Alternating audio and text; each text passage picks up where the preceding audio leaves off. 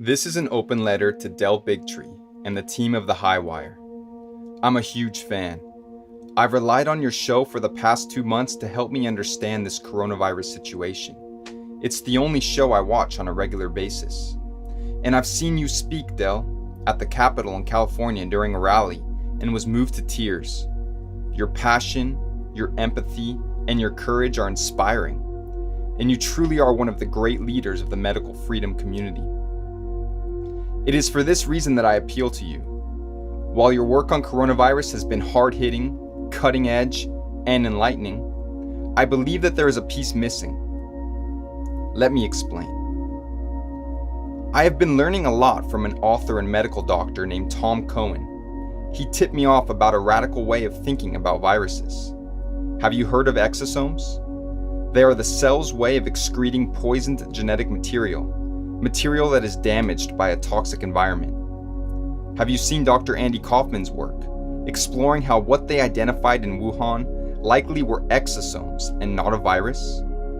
Have you had a chance to examine the work of David Crow of the Infectious Myth website and podcast? His work shows scientifically how, under scrutiny, this so-called virus was never proven to be contagious and appears not to be. It also explains how the PCR tests that they are using to determine if someone is positive are extremely unreliable and basically meaningless. There is also John Rappaport, an investigative journalist whom explains how this is not the first time the virus hunters have accused an illness on a virus without proof and with a lot of manipulating of the science.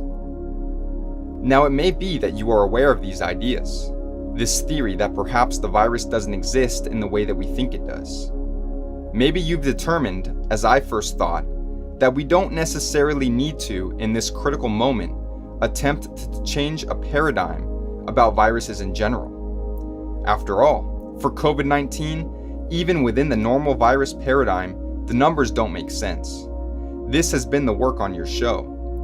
The death rate does not warrant this situation, even with all the ways they are inflating the numbers and even with the deaths that they are causing with improper medical treatments. We've seen the moving of the goalposts for reasons we are quarantined. And the censorship is obvious. The motive of mandatory vaccination is clear. Within the virus paradigm, one can definitively show all of this and build a convincing argument that we are being manipulated based on a false narrative.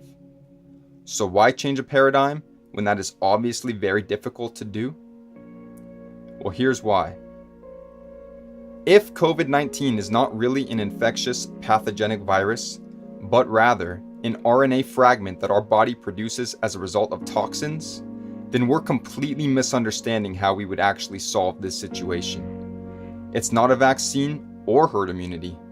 It's cleaning up our toxic environment. And worse, at some point in the future, there may be a more dramatic rise in toxicity in our environments. It could be an increase in things like glyphosate, or vaccinations, or some combination of many poisons.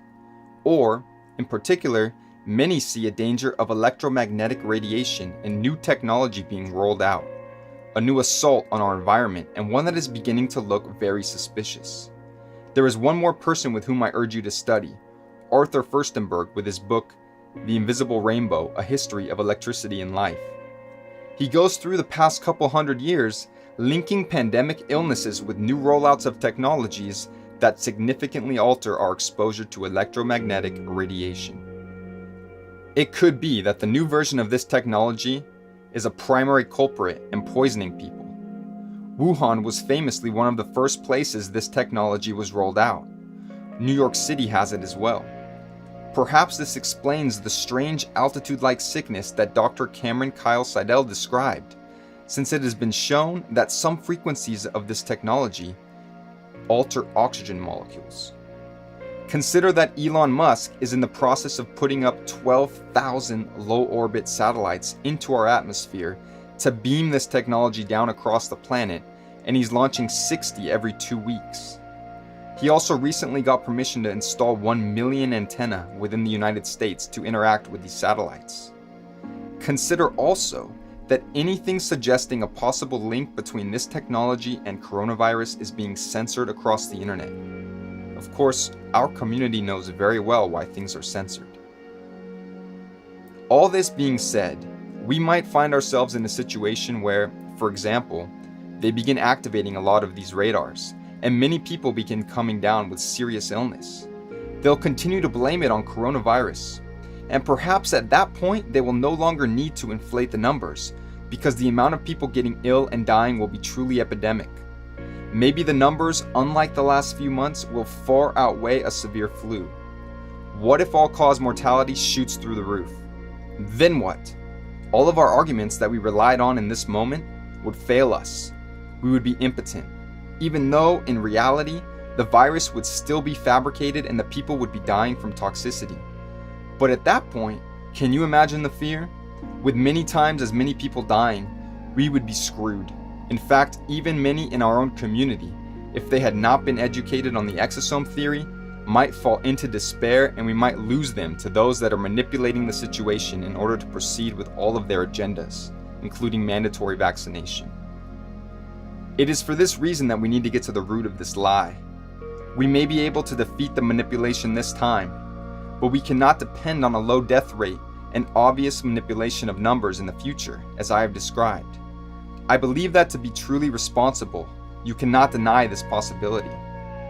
I encourage you to at least give some airtime on the high wire to the doctors talking about exosomes, and to people like David Crow and John Rappaport, who have seen this happen before, illnesses and deaths caused by toxic environmental conditions that were blamed on a virus.